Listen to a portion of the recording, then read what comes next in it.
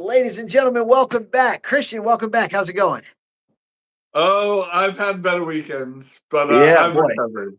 Me too, man. I gotta tell you. Yeah, just quick caveat before we even start today. I'm in a lot of pain, like a lot. So we'll see how long I can make it today. I'm gonna do my best to try to stay perky and upbeat. But if you see me shuffle around in my seat a lot, you know why. But anyway, so today we're gonna talk about a kind of a drier topic. So we're gonna try to make light of it and give you guys instead of like just spit numbers at you, we're gonna try to throw you some jokes, talk about some of the effects of this scenario, this phenomenon. But basically, we're talking about the shift in the social and economic classes, right, and how they used to vote one way, now they vote a different way. How the something Christian and I have talked about on the show before is that Trump kind of like flipped the polls, for used to be like really simple, used to be like Republicans were conservative, Democrats were liberal, and now it's more like Republicans are populist and Democrats are anti-populist, right? And there's some aspects of conservatism in populism, and there's some aspects of liberalism in populism. And so it's kind of thrown everything on its head. Everybody's kind of like scrambling, trying to figure out where they really belong. And yeah, and including me and many of the other, Republicans that used to Yeah, vote Republican. yeah. I mean, Trump's for lower taxes and less regulation, which is like right in line with longtime Republican policy priorities. But he's also for tariffs, which is like Right, everyone's like, you can hear the record scratching, right? They're like, okay. And right, people like me, right, I was like, well, let's give this a shot. I saw it as a negotiating tactic, right? Something that could allow him to make deals with countries, and that once that the negotiations had reached an agreement, that those agreements would be ratified by Congress. I right, still have hope for that, right, but obviously, China or some of our trade partners are not as easy to come to an agreement. So we'll see. right, right. Um, so yeah, this is something that's going up before Congress or before the Supreme Court. But yeah, Right. it's definitely Trump's policy making has not sort of been in line classically with Republican or right, even the compassionate Republican of George W. Bush and his father, which Right. which is its own sort of big government republicanism. Right. Um, Like that's a so neocon, yeah, basically. but Yeah. but right, now the governing principle. So this is the thesis that I think people just know is that now working class Americans, especially white working class Americans, but working class Americans in general, have shifted largely to the Republican Party and Yeah. are supporting Donald Trump by margins above the Democratic opponents that are unprecedented. Yeah, they're Right. very large. Right. Anyway, so we have articles with the statistics on the election. We're going to post in the comments after this if you're interested, maybe. But but college educated whites especially, but other used to be reliable voters for by maybe not as significant margins, but reliably more significant that they would vote Republican than Democrat. This is all the way Right. back to um, the Depression, really, to the Yeah. FDR days, right? So, so these things have flipped. Right now, Yes. college educated whites, especially, are much more likely to be progressive or Democrat, and Yeah. working class whites, especially, much more likely to represent too.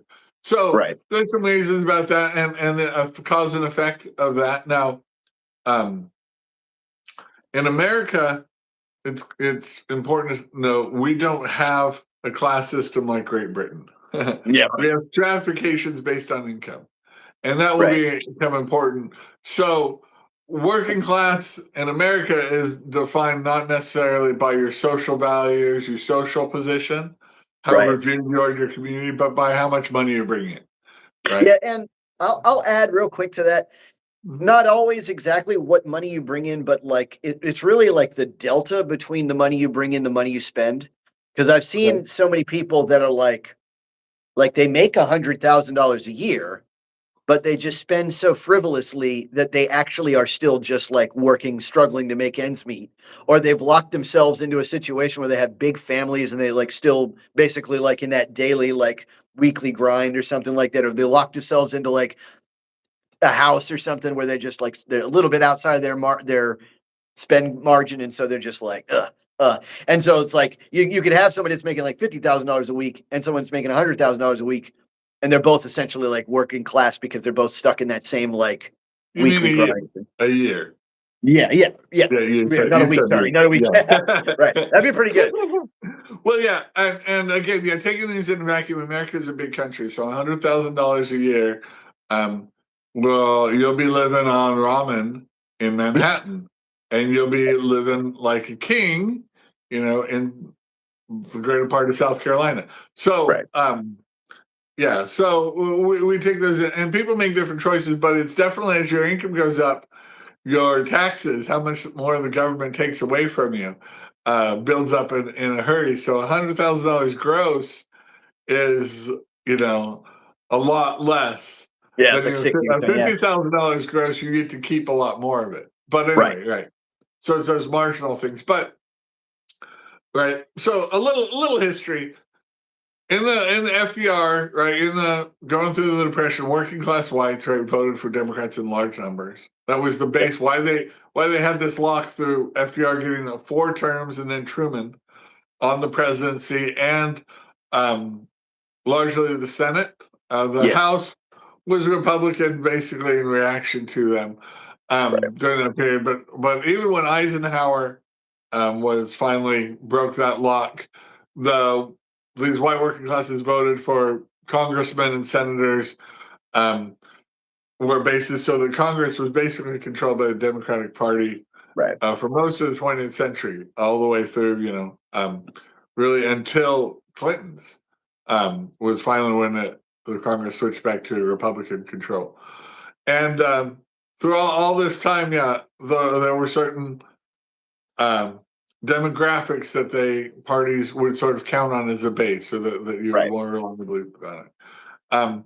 And even in my lifetime, so I was born in the 70s, I'm a child of the 70s, I've seen demographic shift. So Yeah. I've lived this. It's not just academic, it's not Right. just papers, right? California, I grew up in the California that was very purple, if not lean Republican, Yeah. with Republican governors, as The far as I governor. can remember, right? Well, these are the Pete Wilson, Duke Majan days. You Right. probably and um, yeah, and a center for and an example of how conservative politics helped California be this American dream, a place that people would move to in droves. Yep. Housing was affordable. The jobs were plentiful.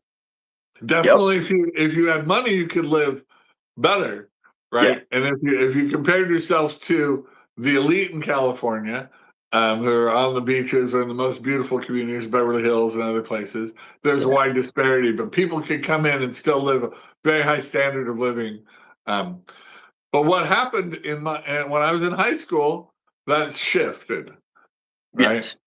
And the big thing is that the Democrats wielded their hammer of identity politics and called Yes. the Republicans racist, and were able to get anybody that identified as Hispanic or a minority to or was abhorred, or even white college people. I'm not racist, Right. to support them in large numbers.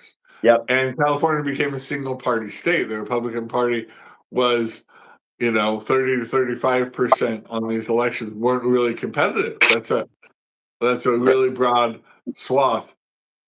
And their Congress also became sort of veto proof majority, all Democrats. Right. This was like for them, woohoo, so they were this became followed the Democratic strategy of what we've seen since the mid '90s of hammering identity politics, because they saw Yeah. and their big thing was that that demographics were inevitable. White people were going to be minorities. They were going to try to make this happen as soon as possible because, of course, people that are non-white were never going to vote for white people or Republican Party, right? Right. And so all of the policies were very pro anybody who's not white, Right. right? Right. Well, right. Fast forward to Donald Trump, and these white working class are sort of through with it. Right. Even ones that had voted Democrat or their parents had a long legacy of they'd been in unions or they'd supported Democratic candidates for a long time. Well, they've been dumped on. Their jobs and manufacturing jobs have been taken away by Clinton's NAFTA, sent away to China or Mexico. And their party was giving any type of preference, free handouts, anything they could to anybody who was not white, right? And you look at West Virginia was a classic example. They were very Democrat. Their governor, all of their congressmen, but it's a very high majority white state, poor white state.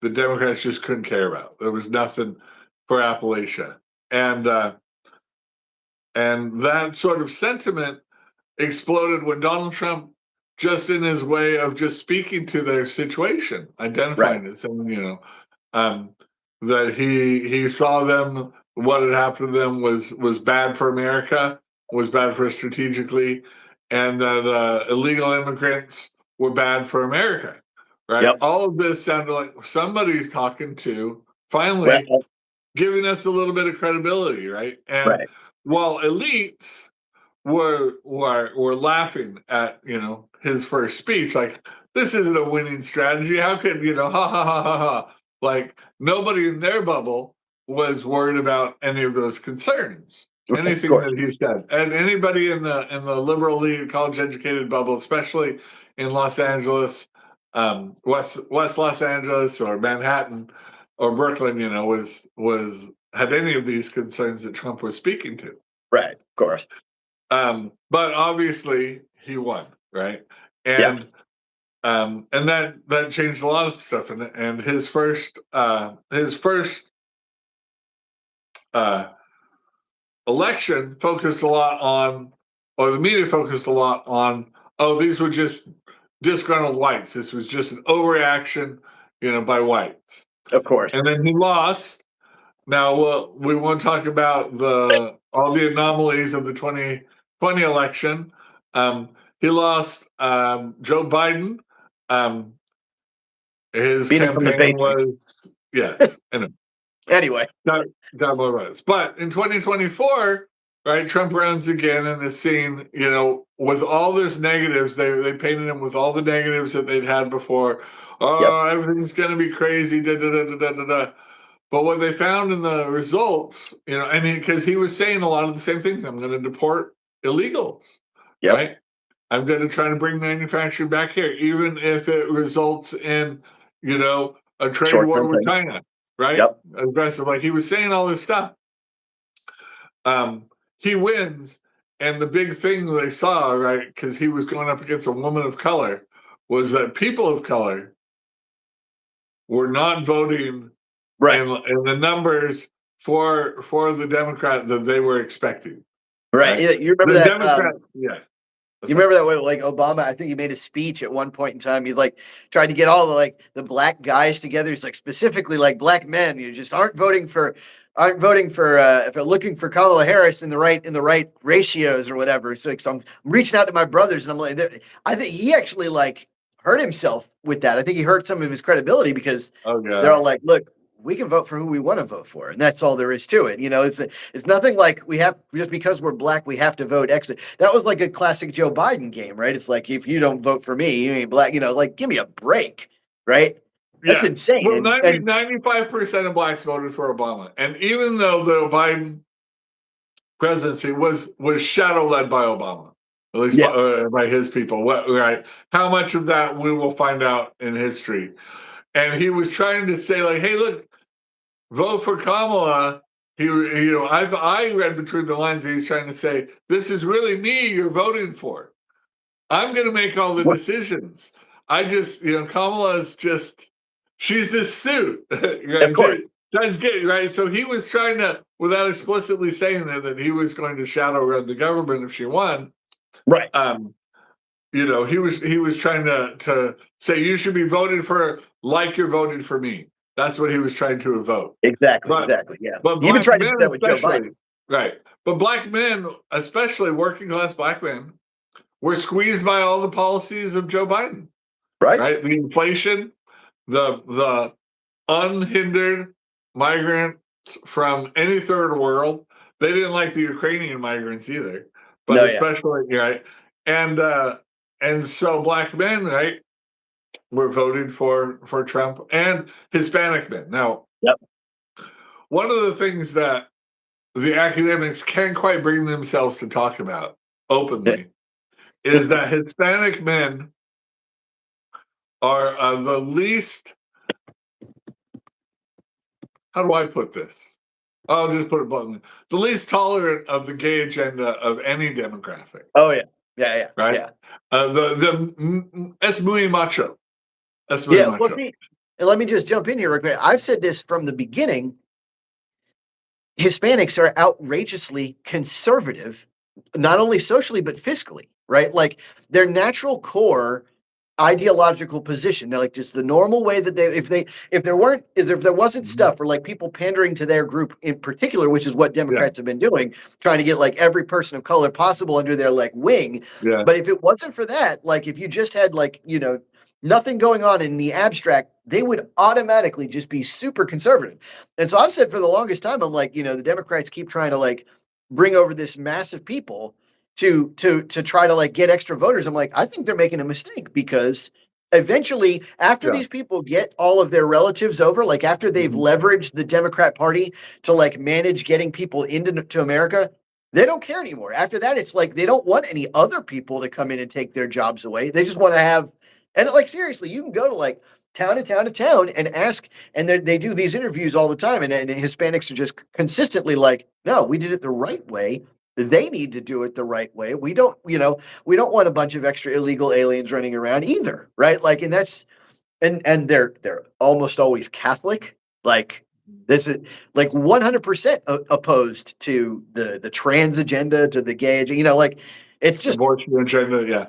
right. Absolutely. So I've been waiting for that penny to drop. I've been waiting for them to be like, all right, we got what we wanted out of the Democrat Party. Now it's time to realize that we actually are conservative and just, Yeah. shift back over to the conservative. Right. And I see the larger shift is right that they wanted low information voters, right? When people Yeah. come in and they're voting for the first time, right? They Yeah. It's easy. It's easy to point and be like, these are the excuse me. racists.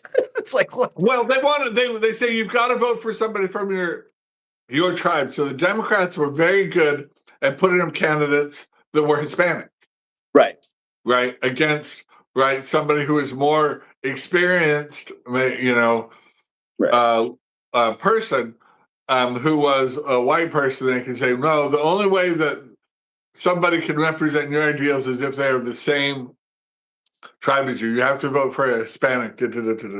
Right. Which is Right insane. now, the right Republicans have Hispanic and black candidates, but we say, well, they're qualified, right? But we're Right. trying to say it's on merit.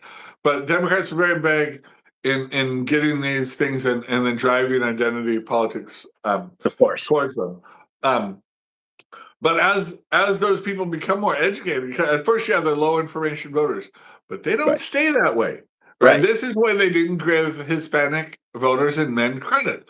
That they wouldn't learn, they wouldn't read, they wouldn't take interest, and they wouldn't see like, okay, no, I as a working man, a hardworking man of Hispanic man, I want someone like this who's going to lower my taxes, lower Exactly. regulation, things like this.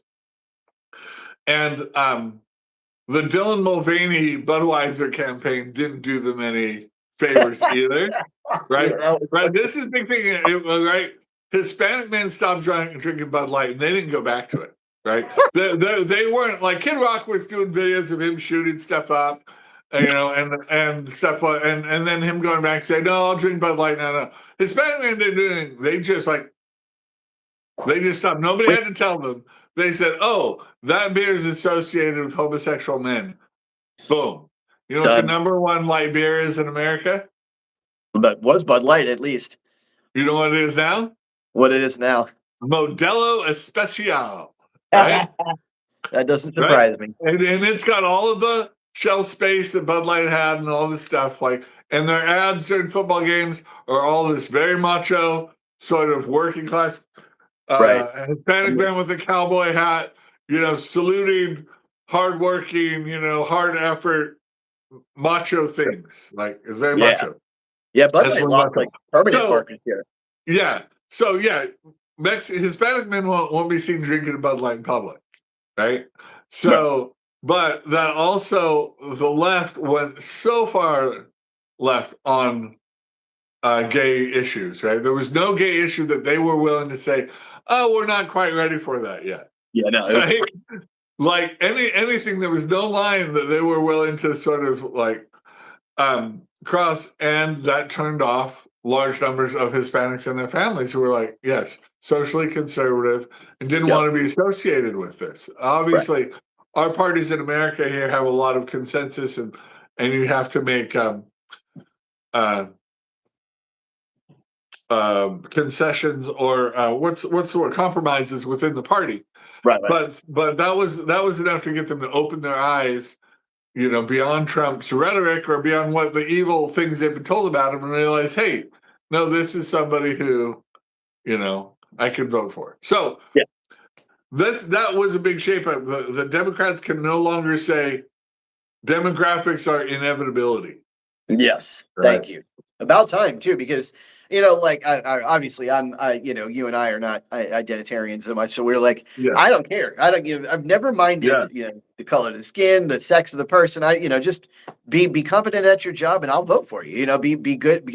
Bring some good policies to the table, and that's all I've ever needed. Now, have you heard? Have you heard anything about Veblen theory? I talked with you briefly about this earlier. No, right. So he was, no, Yeah. mansplain it to me. Yeah, Thorsten Veblen was he's an economist and an old sociologist from like the turn of the 18th, 19th century or whatever, late 1800s, early Oh, 1900s. dude.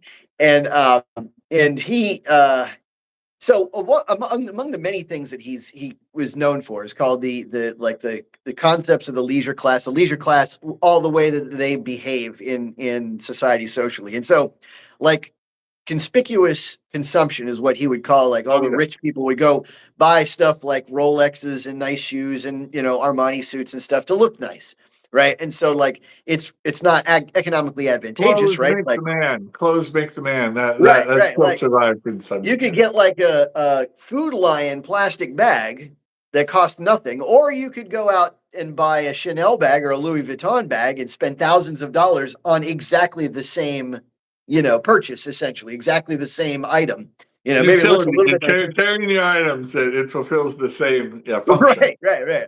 Maybe sometimes plastic bags are like stronger, like don't tear as easy. So, but anyway, point is, so that's he's known for that. But the next level of this, in addition to like conspicuous consumption, is conspicuous like sociological theory.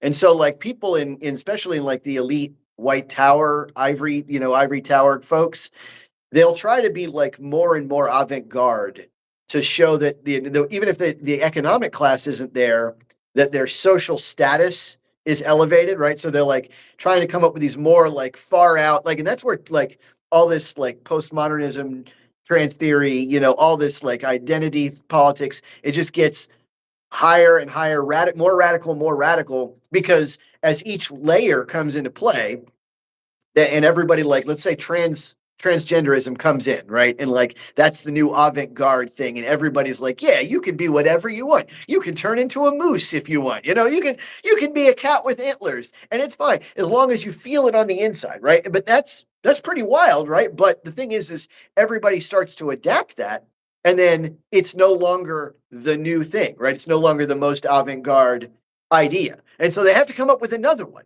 to be like even more wild, even more crazy, even more like animated. And everybody says, wow, this person's like really like, they're just really thinking. They're real, what a philosopher, like way next level, right? And so Veblen theory talks about this. He talks about like, how people are just especially like in the college group, are just constantly looking for like that next angle like the next place to take it. Where like, and I think this is my guess is transhumanism is next. I'm guessing that people are going to start like putting bionic parts on themselves and trying to like act like being human isn't even special. Like, you know, if you're a robot, you have the same amount of rights and stuff like that. And where I'm going with this is like this is what's happened to that class that's moved from like they used to be relatively centered, relatively like conservative and vote for the Republicans. And now it's like at stage by stage, in order to upstage themselves, in order to like gain social status, they've left that common sense behind. Right. And so they keep on shifting in this like weird direction. And what's craziest is it seems like the Democrats don't have a limit for how far they follow that train. Like they'll just literally like that train may keep going forever and they will never get off. They just ride it to the end of the line. Yeah, they used to at the convention center come to some sort of compromise, but now nobody can stand up to the political power of the LGBT, you know, especially the trans queer radicals who are, you know, obviously they're socialists and Marxists, right? And they are driving the car right now, which is where there's been some reactions to that and seen some gay people get off the bus and join the Republican Party. This is the type of thing, people being red pilled, right? There's lots of people who are finally waking up that the party has left them. And then the Republican Party is the one to be trusted with actually governing a country, right? It's one thing, if you want to talk about avant-garde things and be avant-garde, but if you want to govern a country, you've got to be an adult. You've got to be tied to common sense. And the party of common sense, right? We're all about common sense here. Is unbelievably fallen upon the shoulders of Donald Trump, who is, in a lot of ways, very unconventional in his approaches, but he represents common sense. And so that's the silly times that we live in. And you know, the thing, you know, I got to say, one thing I really have to give to Trump is that even though, yes, he's unconventional, right? He's what I would call avant-garde, right? He's always coming up with that. Right. But it's almost always something where, like, for some reason, I know it seems like I'm not trying to give him too much credit, but it's like every time he comes up with a new idea, I'm like, how come I didn't think of that? Right? Like, it's always something I'm like, when Redbox came out and everybody was going renting those movies out of it, and I'm like sitting there like, this is an easy idea to come up with. Why didn't I think of this? Why didn't I like market it, make $1 million? But Trump's like, oh, we'll do 50-year term loans for houses. And I'm like, why didn't we always have this? Like maybe it works, maybe it doesn't, but it's like, why isn't it, every time he comes up with they've had 40 years. I worked in mortgage finance. They've had 40-year term loans. 40. They really, anyway, for largely it's the investors. It's hard to get a lot of people on board with that. To invest in that product, right, when you sell it on Wall Street. But if a lot of people are on board with it, it's normalized a 40-year, 50-year. It's essentially mortgage companies want to be able to sell their debt on Wall Street, have big investment companies buy it so they can go out and lend more money. Right. So Wall Street has to do with what products are popular or not, more than anything. Anyway, it's but if he's sustaining that and people get on board with it, that could be something that comes along.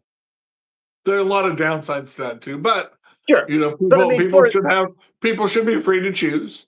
Right, and well, and for the consumer, right? It may let people afford houses that they couldn't normally afford. It may get people into home ownership who wouldn't normally get into home ownership, and maybe there'll be some resistance on the underwriting side or something. But it's just the fact that he comes up with an idea, and it's like it's not like the type of idea that the left, like goes way off in the deep end on. It's like just the kind of idea where it's like, oh, this is like a new mechanical thing that I'm not sure why we didn't have it. Like his like silly gold card to get, to be like a special like bot in Citizen of America or whatever. Like, why wasn't that always here? He just always comes up with these crazy ideas, and I'm like, man, I got to give it to him. He's outside the box, like definitely outside the box.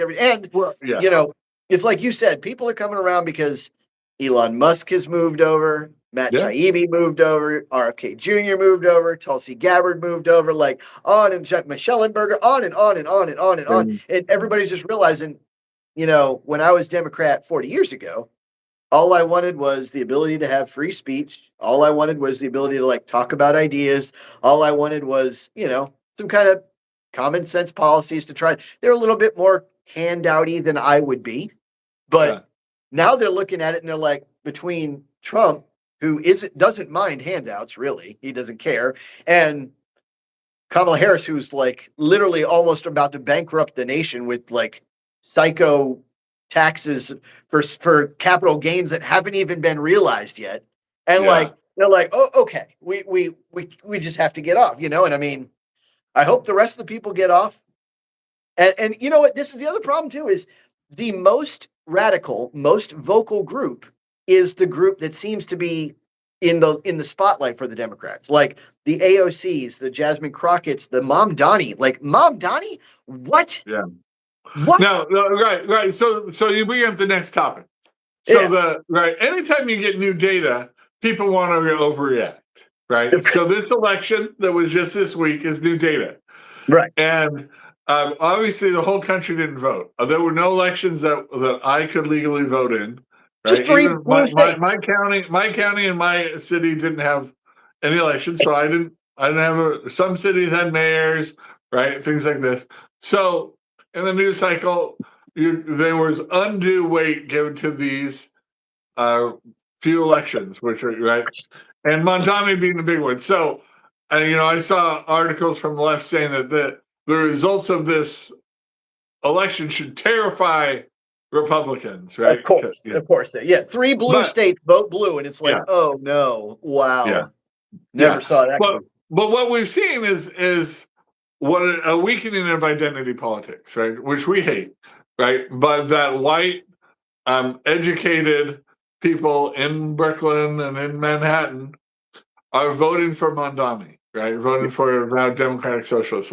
When right, the whole reason why they can live safely in New York is because the work of Giuliani and Bloomberg, Yep. two conservative, um, prosperity and law and order And first broken window mayors enforcement. Yep. who, broken window enforcement, who made it so that all of a sudden white people or anybody could live safely in Brooklyn.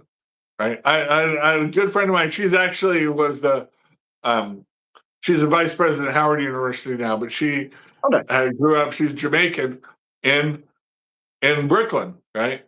And when she worked in Manhattan, you get on the train to Brooklyn and said, if you get on, like all the seats are full, right after work, right at the end of the day.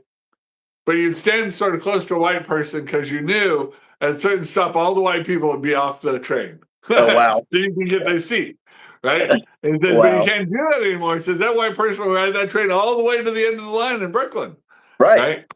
Because neighborhoods that were seen as not safe, right? So white people aren't going to move into unsafe neighborhoods. All of a sudden, we're safe because of They were. Bloomberg, and then we saw such prosperity and so much. Like as soon as that, the regulations were so that businesses and they could do their business and not risk, out of Right. control crime. That neighborhoods that were hissing a byword for, you know, completely unsafe places became hipster, cool hangout, bougie Right. hangouts like that. Anyway, now these people are voting for Mondami because they've gone to this college and it's been explained to them that socialism is a very cool thing that can work. Wouldn't it be wonderful when we live in a utopia if we had socialism? So Man. And even every though time all of their every prosperity, sorry, last one, all their yeah. prosperity is tied to these ideas, these common sense ideas that they want to throw that all away and think that this will lead them to a better than what they have now existed. Sorry. I mean, it's insane. It's because like I don't know how you do it. I don't know how you would like. How does a college professor sit down and say, "Well, I realize the last 11 times this has been tried, millions of people got murdered. But that wasn't real socialism. Like, how does anybody buy that nonsense? I just don't, I cannot get it through my mind. How can somebody just sit there in that classroom and just like stay stoic faced while this happens? As the guy's like calmly explaining, well, yeah, that resulted in 1 million, 2 murders. That resulted in 6 million murders. That resulted in 4 million. But let's ignore Mao, the 40, 50 million people he killed. Let's ignore, and then they, Pol Pot. yeah. All right, I mean, this is the thing too. How is possible is two words: intellectual conceit. yeah, Right, and that they're smarter. The conceit that you're smarter than everybody. That you can manage the economy, right? Because capitalism is you're letting people who have all this wealth. It's not that they have the wealth; it's that they get to decide what to do with that wealth, whatever they yeah, want to do. You don't get to tell them what to do with that wealth, yep, right? and Socialism is like now you're directing, even if other people have the wealth, you're directing what to do with that, where the capital expenditures goes, and you're saying, I'm, yeah, intellectual, everybody's right? We can't everybody's trust equal. these peasants or these Yeah, that's unintelligent. that's the game. Everybody's equal, but some are a little bit more equal than others, Yeah, right? Like, and they yeah. get to, and I, have you ever noticed how they're always like in a position to be essentially insulated from Oh yeah, every tax increase they put in? Like Soros, he claims like $3 a year or something, and he literally, it just doesn't affect him. He could raise the taxes to 10 million%, and he'd be like, all right, here's $1, and that would be the end of it. He would just write off the rest.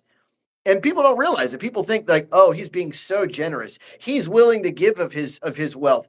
No, he's exempt from that nonsense. And he's promoted his interests. absolutely, and right, right, and if anything, he does end up paying for, like, it's siphoned right back into his pockets because he controls the markets that people would end up like the governments would end up paying into. So it's the same thing. It's just one big revolving door with money, and nobody Yeah. minds. They're just like, oh, this time socialism will be different. This time, Yeah, the common man understands and is skeptical of that, especially when it comes from elites, like you said, who are insulated.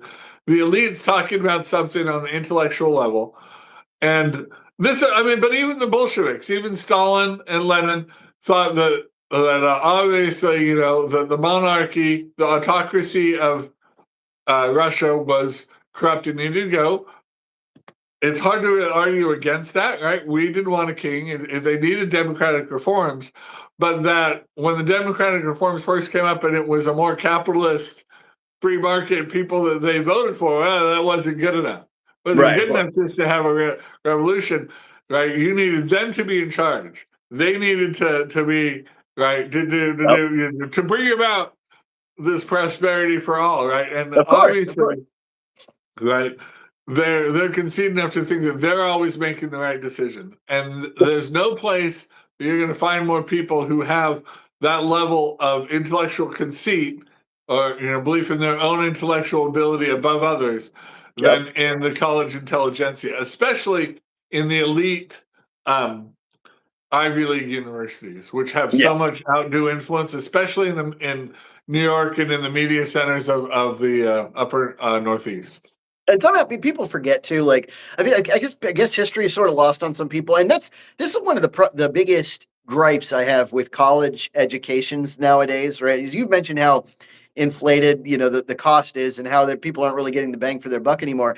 I debate with people all day long online, right? Like, I go to like debate clubs and forums and on Facebook and Twitter, not everything like that. And so I talk to people all the time, and it's very interesting to me that the college graduates, they have this, like, they have one level of education above most, but it's like a very one-sided, one type, and like one trick pony, I guess is a way of saying it. It's like they can answer the simple query from a conservative, but then if you just go one level deeper, it's like they're lost. They have no idea what that next level is. Well, Like, they yeah. just, and so you'll run into so many situations. I'm trying to think of a good example, like like a concrete example, but it's like Well, critical race theory. what I was going to say, right? So I went to a good college, probably considered one of the more conservative ones in the country, Brigham Yeah. Young University, and so we'd be exposed to the ideas, right? We read Marx and understood Marxism, stuff like that. But then we were supposed to evaluate it and criticize it,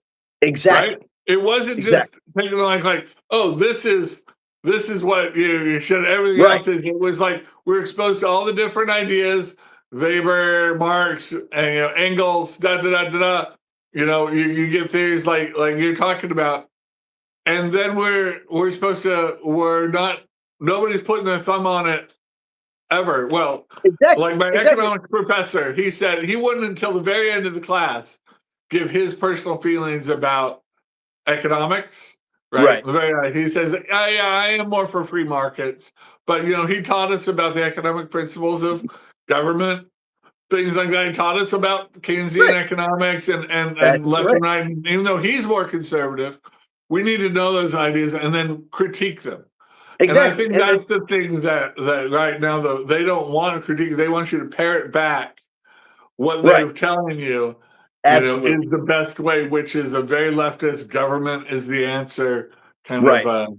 And it's all right. It's like, worldview. okay, so I thought of a great example, like critical race theory, right? Is like this is basically classic Marxism, right? This is Mhm. like to a T. It's essentially like, everything is a function of power.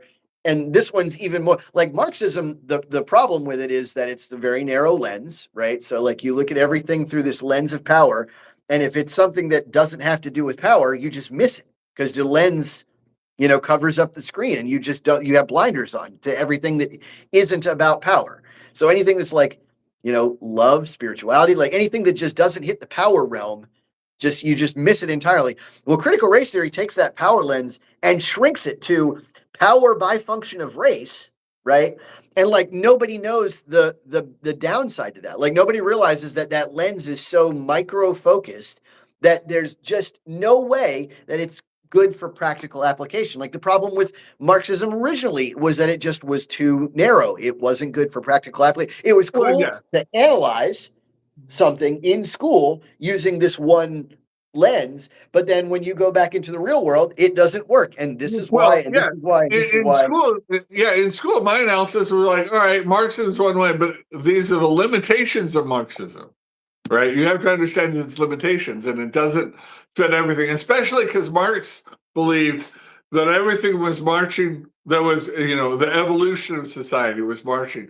And capitalism has not evolved at all the way he said it was going to evolve, right? Right. Because he saw through the lens of a early 1800s Yep.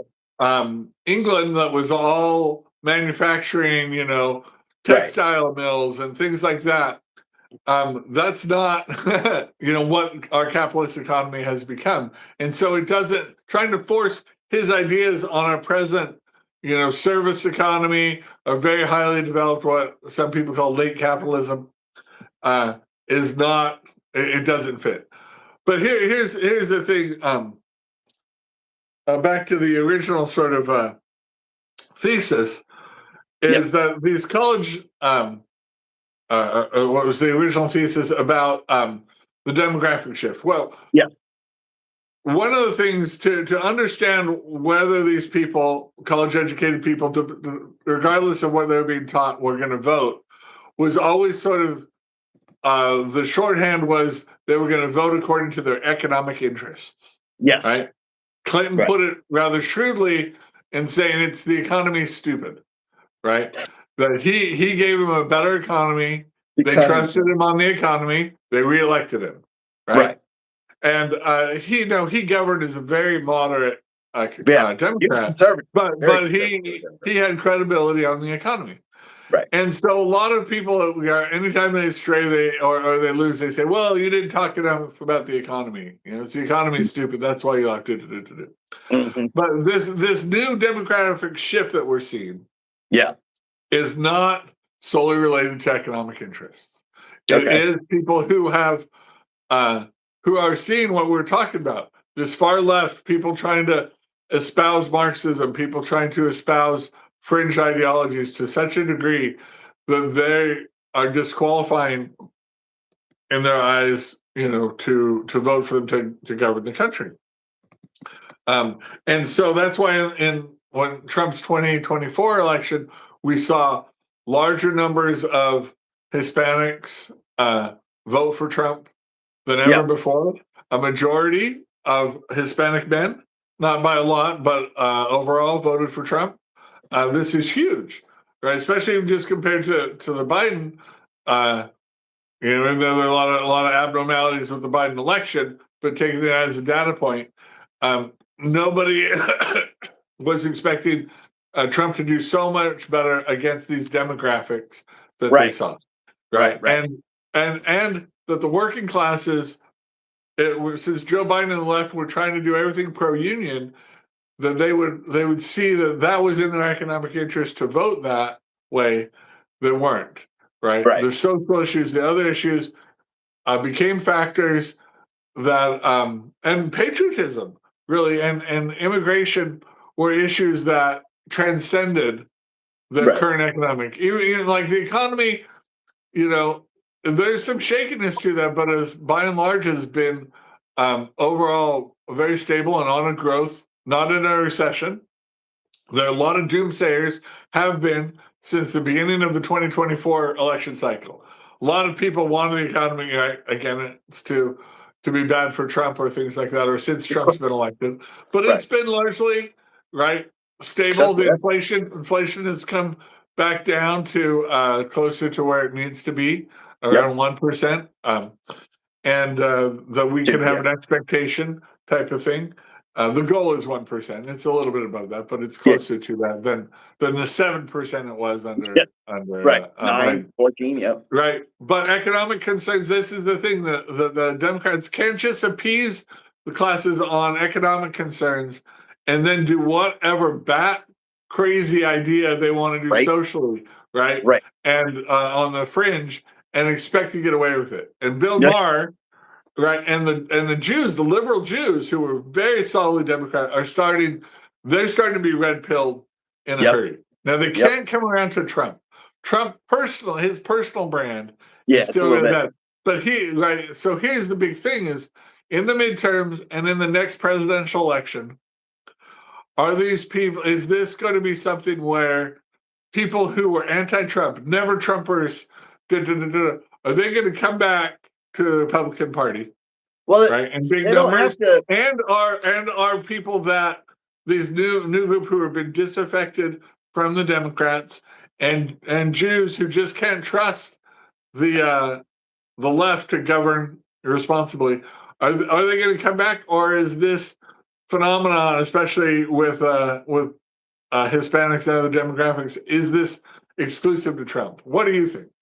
I mean, well, so the thing about midterms is right. Is like Trump is now. Here's the game, right? Yeah. Now Trump can choose to be the midterm, right? Like he can choose to make the midterms like essentially a referendum on him, right? But and he seems to like to do that. He seems to like to take credit every time someone gets elected. He seems to like to take credit every time, he doesn't take credit anytime they lose. And but he'll say how close they came or something like that. But now that's the interesting thing about it, right? So Trump can choose to be hands off. I doubt he will, but he could choose to like say, okay, you guys vote for these candidates if you like these candidates.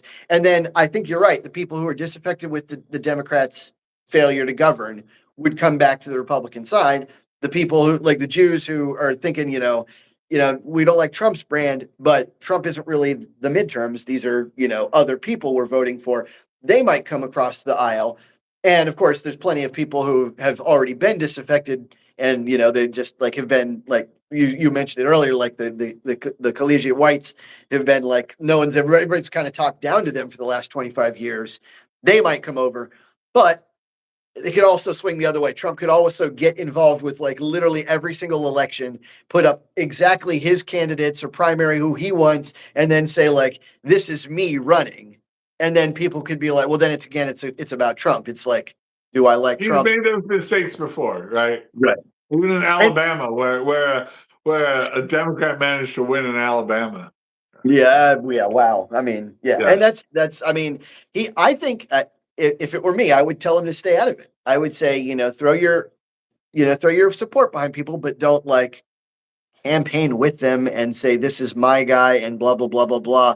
Because like the thing is, I feel like on the Republican side, everybody already knows who the top dog in the boys club is. They already know it's Trump. Like, I think the only reason he does that sometimes is like to make sure that everybody is reminded of that. Like, I don't know. He's kind of I a don't know if you noticed this about Trump, but he has a large ego, yeah. and he likes to get credit for I mean, stuff. I If something almost happens, if something good happens, like somebody being elected, he wants to get all the credit for it, even if the inverse is that candidate loses, then he can just ignore it. But like if I he almost wins, he can't. wants the credit. I almost can't even be on camera because his head keeps on getting in the way. Like it's, I mean, but that's one of Trump's joys, and like to answer. So I want to get to something Bogdan keeps on talking about. Keeps on talking about Marxism, and how, again, he mentions how like it's just never really been tried, right? Like it's just never actually been tried. And Bogdan, I don't know if you when you signed in, but like we just went over the fact that it's been tried like 13 times, right? And has failed so dismally all 13 times. And you just it drives me nuts how people can say, well, no, this time it'll be different, right? You know the definition of insanity? To try the same thing over and over and over and over again and expect a different result. Look, Venezuela is the one. Venezuela with the largest oil reserves in the world, Right. right? With just like so much money, and that's what if we just take that over, we'll have all this wealth. We'll be able to run this communist utopia.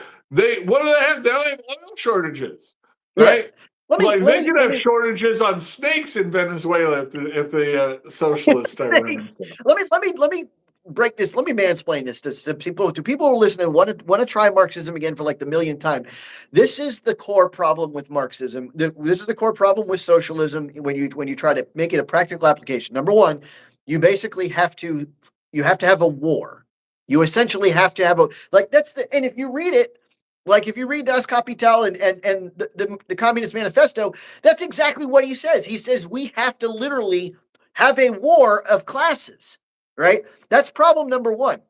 Problem number two is even if you start at, so this is what a lot of like the modern socialists try to do. They say like, well, if we just start off with enough wealth, then it's only a distribution problem. We can just, all we need to do is distribute the wealth. But the problem is the very process of distributing wealth evenly, perfectly, et cetera, eliminating capitalism stagnates the economy and reduces the wealth. And so then you're left with not enough wealth again. You may have it to start out. It may look great even for like 2 years, right? If like you took America right now and waved the magic wand and poof, we're all socialist. We all have exactly the same income, exactly the same assets, whatever. We all The live 15 government minutes. gets to decide what business is open, where need Right. is. Yeah. Everything would be great for about 2 years because we are wealthy in America. But then what would happen is businesses would start to leave because they are no longer able to control their interests or they're not getting the favoritism of the government, whichever one is more relevant. And then other nations would start to take advantage of those. They would start to like poach any good business proposition, any good kind of like R&D market or something like that. Any place where there's profitability, they would just start poaching. Never mind the fact that a lot of the other nations that are socialist count on America to do the things that a socialist nation just can't allocate money to. Yeah. The research, the protection, like the fact, like they can't allocate money for ships to go around the entire world and protect every shipping item. They can't do that. They can't allocate money for like billions and billions of dollars to go into medical research that they don't know will actually produce a result. They can't. I mean, there's so many reasons why it doesn't work. I encourage you to keep researching. Like, don't just take one college professor's brilliant idea that's never been tried before, and this time it'll be different. Please, I implore you, please do your research because it just doesn't work. And then guess what will happen? This is what will happen. Exactly what's happening right now. There will be a government shutdown, a problem, and then everyone will be stuck in line with their hands out, and nobody will be able to get their stuff because the government isn't efficient as a distributor. It never has been, it never will be, ever, ever. Okay, I'm done ranting. Sorry. Sorry. So this was us responding. Maybe this is a good time. If you have some questions out there, let's respond to some questions in chat. Is there something you'd like us to talk about? We're almost done. Sorry, this has been a dry topic and an emotional one, but it's interesting to see. I think we've lived through it and we've seen negative consequences of identity politics. I'm encouraged that people are being red pilled. That ideas that, especially if somebody can transcend a liberal education. This is why Judy was on the program. For those of you who go back and watch some of our lives, a good friend of mine, Judy, she went to a very liberal university, UNC Chapel Hill, in a very liberal program, classics, and came out of there like with ideas. We would have these debates, and it was the far left of everything. And she has been red pilled to the center now, and can and is really like, if Trump ran again, like she would vote for Trump. She didn't. She couldn't quite bring herself to vote for Trump last time. They didn't vote for Kamala either, though. They Yeah, left well, the president blank, which I mean, I is gotta a be vote honest. for Trump in North Carolina.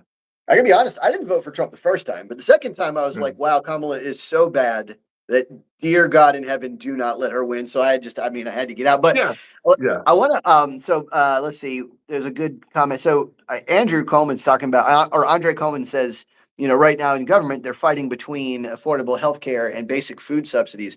The easiest solution is just to open the government again. And all that stuff, all that spigot, that water comes back on. Everything's back on. All you got to do is just open Well, the government. the Daily Mail is reporting that they're doing some late night negotiations tonight to supposedly open the government tomorrow. That enough Democrats in the Senate are ready to get over that 60 vote. Why haven't we Um, done the nuclear option yet? I mean, I'm trying to figure out. Are they just really just holding off at this point? It's just chicken. So the nuclear option that is only when it comes to judges. It's a special session At the that moment, yeah. Congress goes into. That's been done. For the rest of business, appropriations, anything to do with money, They right? just don't We're want still to. doing this. They don't want to do the nuclear option because it becomes too much of a then the majority can just take from the minority, right? This is Yeah, what Benjamin Franklin, right, said, like, if you have democracy is actually a problem. We have to yeah, protect, our republic has to protect you from a true democracy. Otherwise, the majority will just yeah, take everything. And then you'll yeah. get, that's what democratic socialism is. The majority says, oh, I want Elon's wealth. Yoink, we have the Yeah. votes for it. Take Yeah. it. But Democracy is. when we're ruled by laws instead of by that, that's what protects property and protects Elon. I heard a great analogy. They say democracy is two wolves and a sheep voting for what's for dinner. It's Yeah. like, I mean, guys, I just implore you. I please just look at some alternatives when you learn something in college.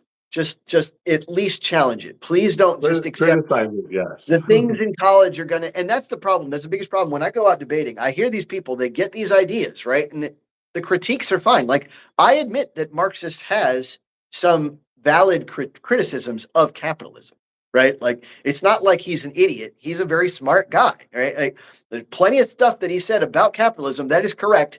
That's why we need like regulations, like antitrust laws and things like that. Make sure the competition is maintained. There's plenty of reasons to like read it. It's plenty of reasons to like look at those criticisms and to critique a system, but don't like stop there. Critique the critique the counter systems, critique everything.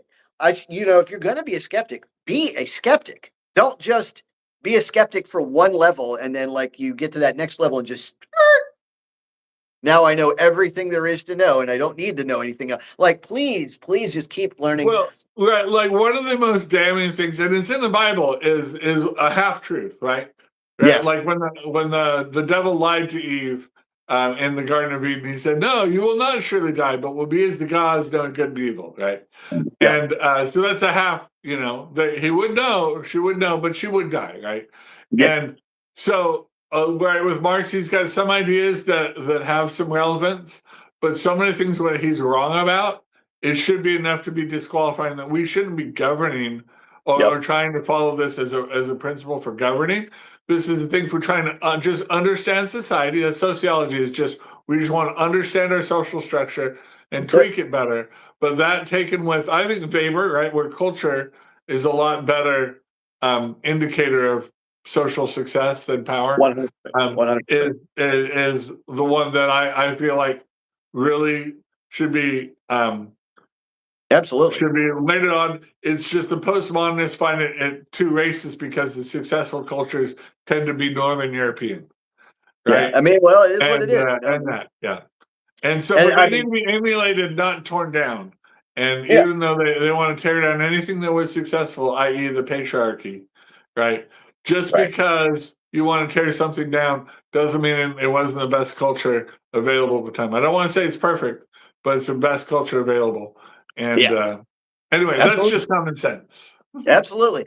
Hey, listen, guys, that's all we got for you today, and I'm about to pass out from pain, so I'm gonna get on out of Yeah. here. But thank you so much for watching. Please share this with all your friends. Don't forget to hit the like button, and we'll catch you next time. We do this every Thursday and Sunday at 9 to 10. Catch you guys next time on Common Mansplaining. Keep it coming. Keep it coming.